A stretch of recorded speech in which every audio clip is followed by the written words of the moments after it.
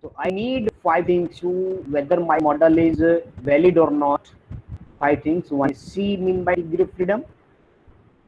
Then absolute fit measures, incremental fit measures, and parsimonious fit measures. ENF.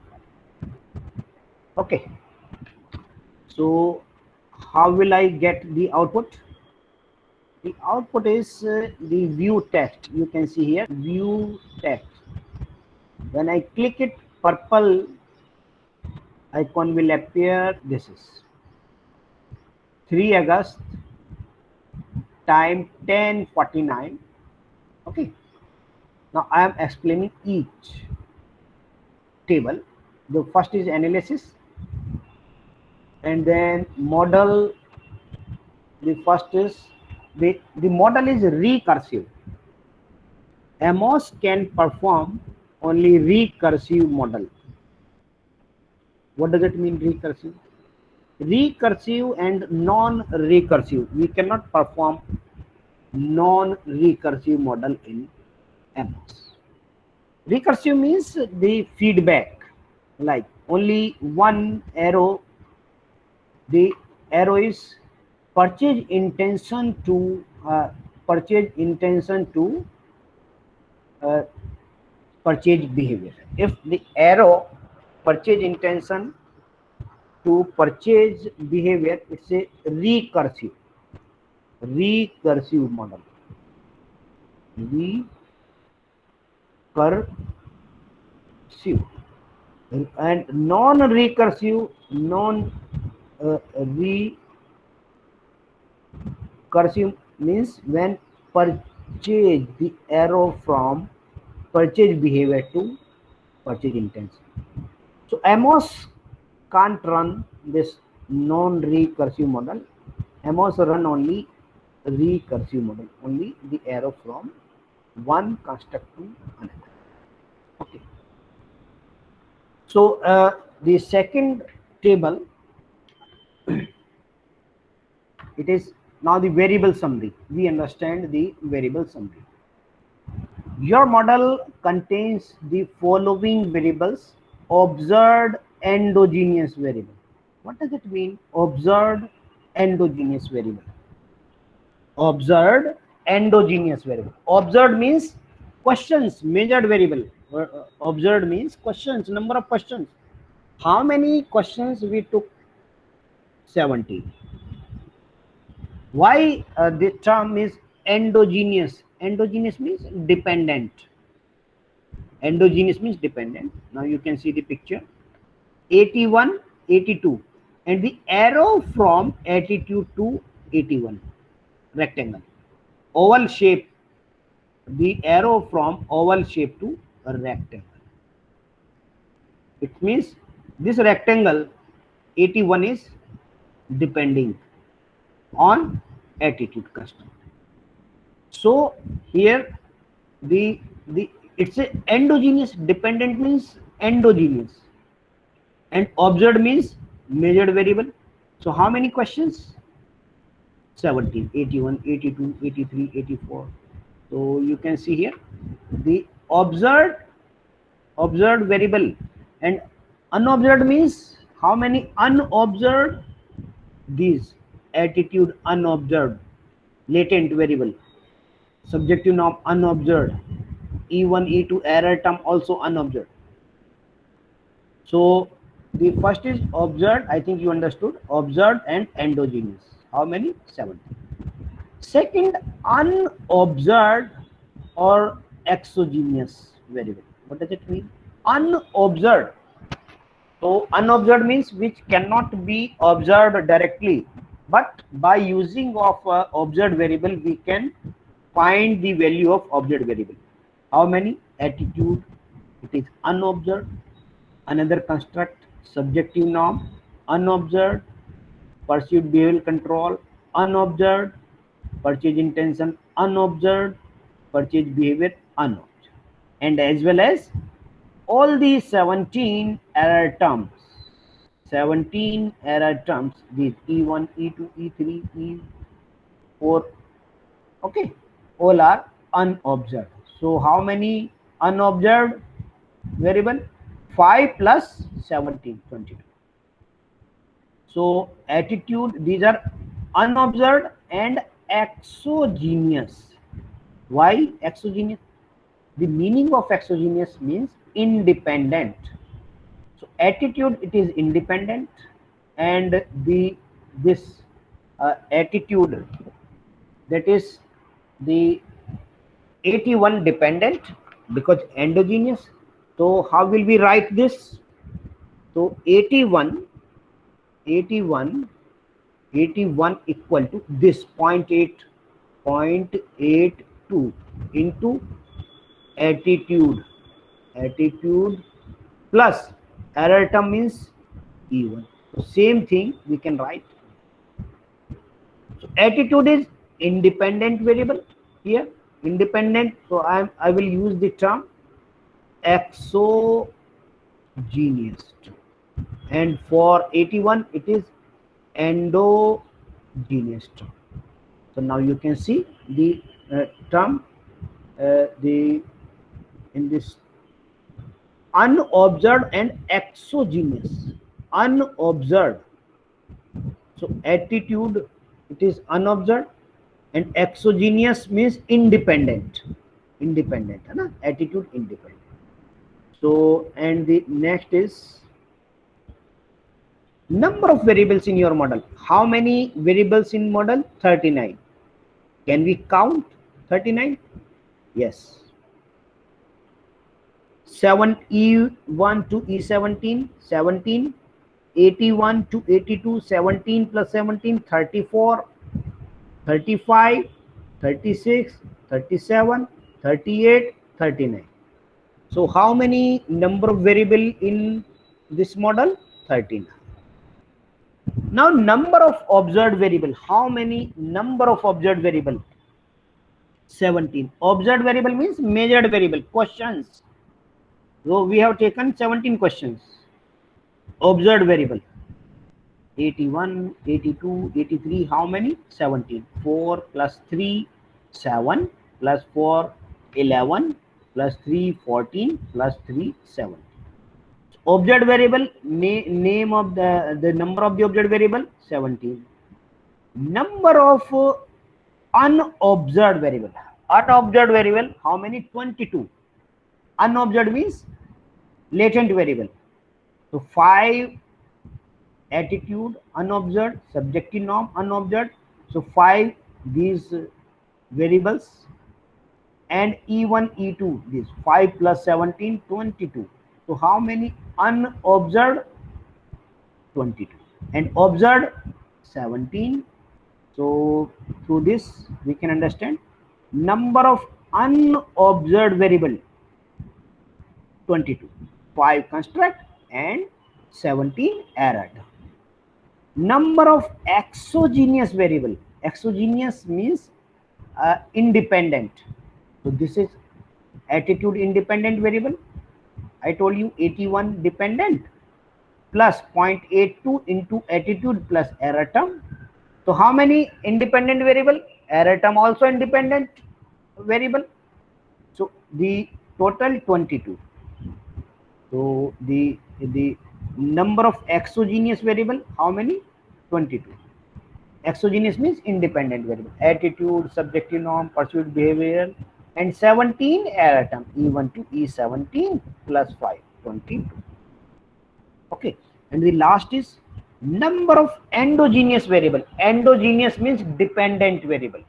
So how many dependent variables? 17. How? These are the 17 variable: 81, 82, 83, 84, SN1, SN2. These are the endogenous variables. Okay, next table. Then parameter history. Next is parameter history. Now we can see here the in this table the weights, weight, covariances, variance, means. Now you can see the weights, covariance, variance, means, intercept, and total. Fixed How many weight fixed? 22. Can we count? Yes. 22 weight fixed. So I am just opening the diagram. The diagram is 22 weight fixed. Fixed means we put the value of the one value. So unstandardized. Okay. Now you can see. So how many? 22 fixed. Can we count? Yes. 1, 2, 3, 4, 17. One from each construct. 18, 19, 20, 21, 22. So we fixed 22 values, 22 weights. Okay. And the meaning of 22 means the 17 plus 5, 22. Okay, there is no problem. Now the labeled, how many labeled? So there is no labeled. Unlabeled means 12, because we did not give the name of these, because we did not give the name of these regression coefficients. So these are unlabeled. How many unlabeled? Unlabeled 12. Can we count? Yes. These are unlabeled. 1, 2, 3, 3 and 2, 5, 5 plus 3, 8, 8 plus 2, 10, and 10 plus 2, 12. So total unlabeled 12. And the total weight 22 plus 12, 34. 34, yes. 17, E1 to E17, you can see the regression weight 1, 2, 3, 17. And 17, these regression weight 1, 2, 3, 17 plus 17, 34. 34 total weights. Now covariances, unlabeled covariances, how many? 10. Yes, we can count these 10. 1, 2, 3, 3 covariance. देखिए, now you can count the covariance, the 10 covariance. 1 covariance, 2, 3, 4, 5, 6, 7, 8, 9, and 10. So total covariance is 10. Okay. And then after this, the 10, the next is variances. How many variance? 22. Yes. 11, sorry, 17. These are the 17 variances. E1 to E17, and plus 5 variances of attitude, subjective norm. So 17 plus 5, 22. So 22 variance. And then total, we can total all these values. Now after that, notes of the model. Number of distinct sample moment 153. We calculate through the formula. Number of distinct parameters 44, and then degree of freedom, that is 109, and chi-square value, that is 146. Chi-square basically it's a C-min. So the first thing is C-min by degree of freedom. C-min by degree of freedom, its value should be less than 2. So the chi-square value 146.64, and divide degree of freedom, how many? 10109. So it is less than 2, almost 1.3 something. Okay. So the C min by degree of freedom, it should be less than 2. So in this case the value is less than this. Now after that, whatever the questions in the estimation, we have taken 17 questions, and all the questions should be significant. So P means significant, means attitude significantly contributing to question number 1 at attitude 1. This attitude significantly contributing to question number 2 means whatever regression coefficient we are taking, it is significant because p value less than 0.05. 3 star means there is a significant. When I press it, you can see the probability of getting critical value as large as this, which is less than 0.01 or 0.05. So all the 17 variables significant. Now the next is standardized regression coefficient weight. Standardized regression weight. Standardized regression weight means these are the factor loading value. 81, these are the factor loading value. 0.817, 0.769, 0.77, 0.785, and all the values should be greater than 0.714. So you can see it is greater than 0.174, greater than 0. So all the values are greater than 0.714. Okay. Now it's a correlation of interconstruct correlation. Interconstruct correlation. The attitude with subjective norm. We will use these values for finding the discriminant validity, because we will find squared interconstruct correlation.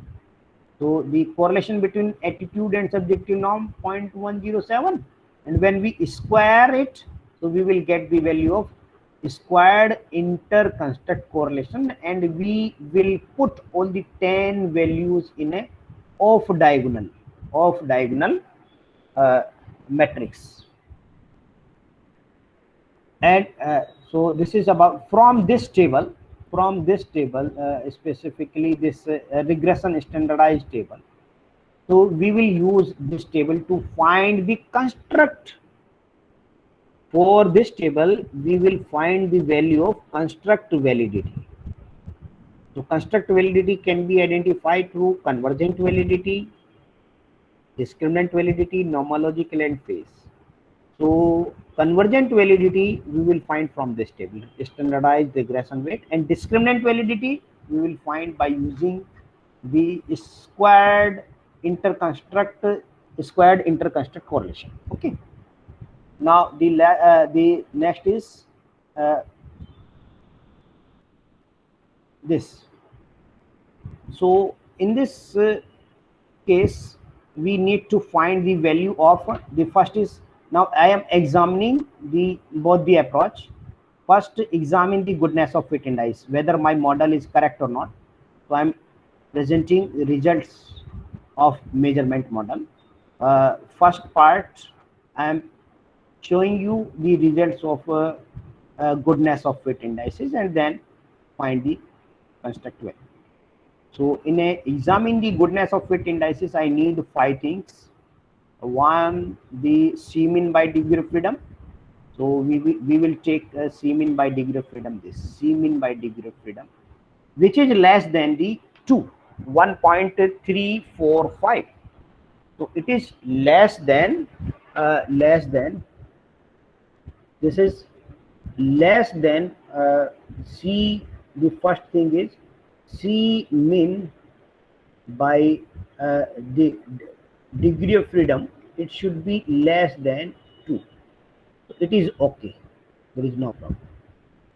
Second, we need the value of absolute fit measures, means GFI. Absolute GFI, this is my value of GFI, means goodness of fit index. Goodness of fit index, it's a goodness of fit index. AGFI means adjusted good of fit index, and PGFI means parsimonious good of fit index. So here the GFI value, again it is good because it is near to the 0.95. So I am writing the value of the goodness of fit index. So goodness of fit index, GFI value 0.944. Third value, the TLI, Tucker-Lewis index value. So TLI value again greater than 0.95, 0.98. So either we can take it, or comparative fit index we can take this value also. So 0.987. And the another value, parsimonious normed fit index, its value PNFI not up to the mark, it is 0.762. It means there is more error, but sometimes we can take it. And the fifth is RMSEA, root mean is squared error approximation. And what is the value? This RMSEA means root mean. This is the RMSEA value. Okay, so RMSEA value should be less than 0.08,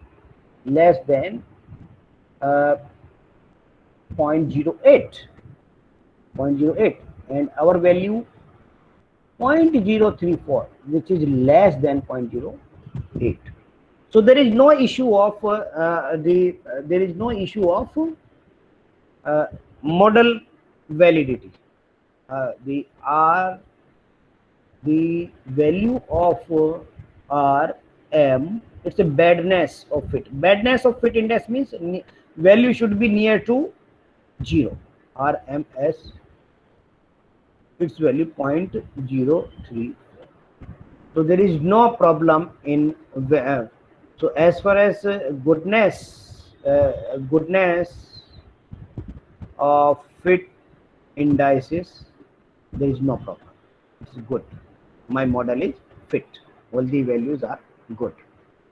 Now second is the value of convergent validity. Now I am finding the value of convergent validity and discriminant validity. I told you I will use the table estimates these values, standardized regression coefficient, to make the factor matrix. Okay, so this table, this table, you can see the table of this is the same table, but I have written in a proper way, in a factor matrix form. The 0.817, 0.817, 0.769, 0.77, 0.785, all these values I have taken from this, the 4 values. Okay, and then rest of the 3 value of subjective norm, 0.86, 0.809, I have written like this here. So manually I prepared this factor matrix. Now the item reliability, whether each item reliable or not. How to find the item reliability? Excuse me, sir. Yes. Sir, can we take the questions and break for 5-10 Yes. minutes? Participants are asking. ठीक. Question ले लेते हैं, फिर उसका break कर देंगे. हाँ जी sir. Participants, if you have any query, you can ask. Prinkle.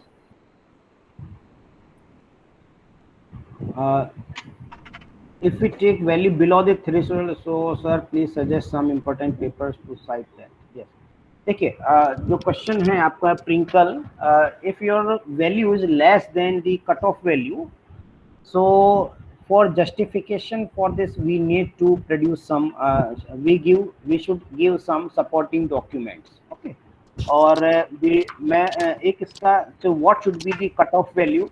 So I will show you the table given by the Hare Anderson. So after the break I will take this table also, and I will show you the table. Okay. Okay sir, thank you.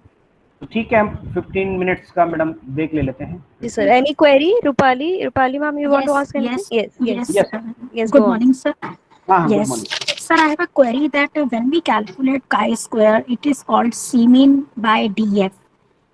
I am not able to judge what is the meaning of this degrees of freedom, what actually it means. Degree of freedom means जैसे you can understand the for example in a cricket team, okay, cricket team Yes, total player 11. Now Yes, 11 player is there. So when we put one player in a keeping, so the Okay. first so there are 11 position. So Yes, now sir. degree of freedom is the 11, degree of freedom is 11. We have 11 vacant position. So Yes, sir. we fix one person in a wicket keeping. Now Yes. the rest of the 10 people, we have 10 degree freedom, means they can vary 10 position they can take, each individual can take 10 places. Okay.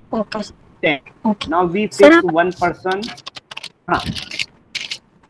Sir, I have another Hello. thing. When we calculate the chi-square, we generally use the observed value and the estimated value.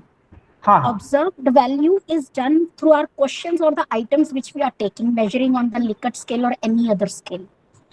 But from where we calculate the estimated value or the predicted value? देखिए जो किसकी chi square की बात कर रहे थे उसकी? Yes, sir. We generally measure the difference between the observed and the estimated value. Okay.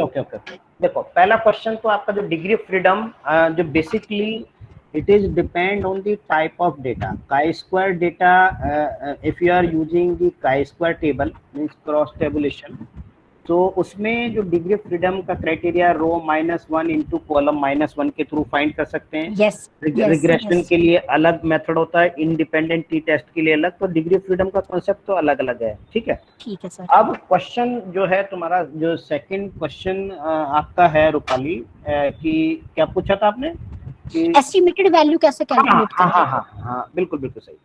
तो जो देखिए दो चीजें होती हैं, ऑब्जर्व्ड वैल्यू और एस्टिमेटेड वैल्यू. ठीक है. तो जो ऑब्जर्व्ड वैल्यू है, ऑब्जर्व्ड वैल्यू हमारी वो होती है जो हम रेस्पोंडेंट से फिल कराते हैं डेटा, वो हमारी ऑब्जर्व्ड वैल्यू हो गई.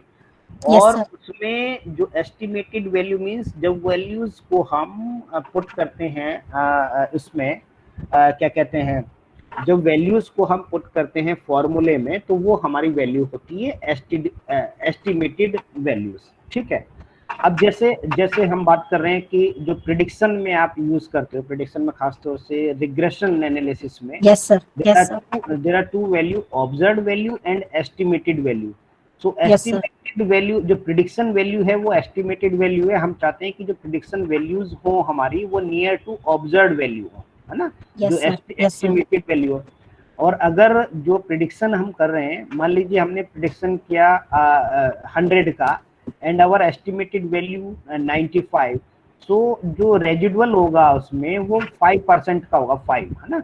वो हमारा तो जो एस्टिमेटेड वैल्यू हम निकालते हैं वो फॉर्मूले के थ्रू हम निकालते हैं.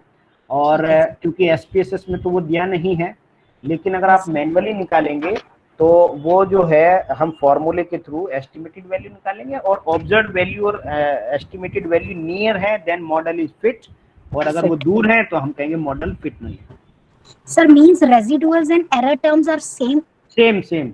देखिए एरर टर्म, रेजिडुअल्स और दो ये जो टर्म्स हैं, या डिस्टरबेंस टर्म जो कह देते हैं हम, वो सब सेम ही चीज है हमारा. ठीक है ना. ठीक है सर. ये रजत का क्वेश्चन है, how we plot the value in AMOS like 0.8 to 0.74 in analysis part. ये एमओस लाइक, ये कौन सी वैल्यू की बात कर रहे हो रजत? हेलो सर जो वो पाथ मॉडल क्रिएट किया था एमओस में, उसके बीच में जो डिपेंडेंट और इंडिपेंडेंट के लिए जो लाइंस ड्रॉ की हुई थी, उनके ऊपर जो वैल्यूज दिखाई गई थी. हाँ ठीक. हाँ, तो उसको क्या कह रहे हैं, कहना चाह रहे हैं सर? वो वैल्यूज कैसे आई है, मतलब उसमें देखिए ये वाला मैं ये एक मिनट, ये वाली वैल्यूज कह रहे हैं आप, ये 0.8 0.74 ये वाली वैल्यूज? Yes sir. नहीं, ये तो हमारी एनालिसिस से आ गई ना वैल्यू, रिग्रेशन कोएफिशिएंट है ये बेसिकली. सर ये एक बार रिपीट कर दो. इसको एनालिसिस को परफॉर्म कर दो दोबारा से. Yes sir. ठीक है. तो एनालिसिस, देखिए एनालिसिस में हमने कैसे किया था, first of all we will select the data file, this is my data file 300 by 300, okay, and then okay, and after okay, analysis properties. So I am pressing this analysis properties, and the estimation, maximum likelihood, nothing to do here. We tick estimate, means and intercept. जब हमारा कोई missing value होगा data set में, then we tick it, otherwise we do not need to tick it. And then output में standardized estimates and squared multiple correlation. तो ये जो है हमारे standardized हैं 0.82, 0.7, और इसके बाद जो है फिर finally calculate estimates जो है वो हमारे पास ये वैल्यू आ जाएंगी। ओके, चल रही है। अब देखो एक इसमें जैसे 0.82, 0.77, 0.78 एटीट्यूड की 4 वैल्यूज आ रही हैं। तो ये जो टेबल है हमारे पास रिग्रेशन कोएफिशिएंट की, देखो 0.817 मतलब अप्रोक्सीमेटली 0.82 है, 0.77, 0.777, 0.785। तो ये वैल्यूज इस मॉडल में यहाँ पर है 0.88, 0.82, 0.7, 0.78, 0.799। तो ये यही वैल्यूज हैं हमारे रिग्रेशन कोएफिशिएंट। रजत समझ में आया सवाल? यस सर, क्लियर अब। ठीक। Sir, Yes, sir, sir. I have one question. Sir, when we use generally for SEM, we use PLS SEM or many other Lizrel or another software. When we use PLS's SEM, that is called partial least square. Why it is called partial least square? देखिए जो structural equation modelling हम दो तरह से perform करते हैं। One CB based, CB मतलब covariance based structural equation modelling, and second partial least regression, PLS means partial least square structural equation modelling. तो दो तरीके से हम स्ट्रक्चरल इक्वेशन मॉडलिंग को यूज कर सकते हैं। तो पीएलएस में हम रिग्रेशन का यूज करते हैं और उसमें कोवेरिएंस का। तो अब ये जो डायग्राम आप जो देख रहे हैं, जैसे ये कोवेरिएंस है, attitude to subjective norm to perceived behaviour. लेकिन जब हम इसी मॉडल को रन करेंगे पीएलएस पे, then we will not use these covariance, उसमें होगा हमारा रिग्रेशन बेस्ड वो जो है उसकी एनालिसिस होगी। तो ये बेसिक डिफरेंस है कि एक कोवेरिएंस बेस्ड जो एमोस है, बेसिकली एमोस में we use covariance based structural equation modeling, and PLS जो स्मार्ट PLS सॉफ्टवेयर है उसमें हम PLS जो है partial least square structural equation modelling के थ्रू कर सकते हैं। तो वैसे इसके अलावा और भी बहुत सारे सॉफ्टवेयर्स हैं जिसमें हम स्ट्रक्चरल इक्वेशन मॉडलिंग कर सकते हैं। Thank you sir, thank you. Nancy का सवाल है एक्सप्लेन द ओब्लिक रोटेशन। देखिए कई तरीके के रोटेशन हैं इसमें, जैसे ऑर्थोगोनल है, ओब्लिक है। The purpose of oblique rotation same as the जो हमारा वो है क्या कहते हैं oblique और वेरीमैक्स रोटेशन। इसमें oblique में 90 डिग्री नहीं होता है एंगल y और x एक्सिस के बीच में, इससे कम होता है इसमें एंगल। तो एक ये भी मेथड है। इसके अलावा टोटल 5 मेथड हैं इसके रोटेशन के, वो क्रॉस लोडिंग की प्रॉब्लम को दूर करने के लिए 5 अलग अलग मेथड हैं, है ना। इस तरीके अगर आप डिटेल में और पढ़ना चाहें तो जो हेयर एंडरसन की बुक है, मैंने मैडम को शेयर कर दी है, उस बुक से पढ़ लेते हैं। लेकिन जनरली हम लोग जो है वेरीमैक्स रोटेशन ही यूज़ करते हैं। तो सबका पर्पज अलग होता है, लेकिन जो बिग डिफरेंस है वेरीमैक्स रोटेशन में और ऑब्लिक में ये है कि वेरीमैक्स रोटेशन में दोनों एक्सिस के बीच, एक्स एंड वाई एक्सिस के बीच 90 डिग्री का एंगल होता है, जबकि इसमें हमारा 90 डिग्री का एंगल इसमें ओब्लिक रोटेशन में नहीं होता है। एमोस में सैंपल लिमिट होती है, अभी इसमें जो है ना एमोस में, पीएलएस में नहीं होती। पीएलएस के क्वेश्चन हम पीएलएस में बताएंगे कल। आज जो है पहले एमोस से रिलेटेड क्वेश्चन पूछ लीजिए। जो पीएलएस में तो सैंपल साइज का कोई इशू नहीं होता, लेकिन इसमें इशू होता है। एटलीस्ट 8 to 10 टाइम्स हमें सैंपल साइज लेना चाहिए नंबर ऑफ वेरिएबल्स जो एमोस में, है ना।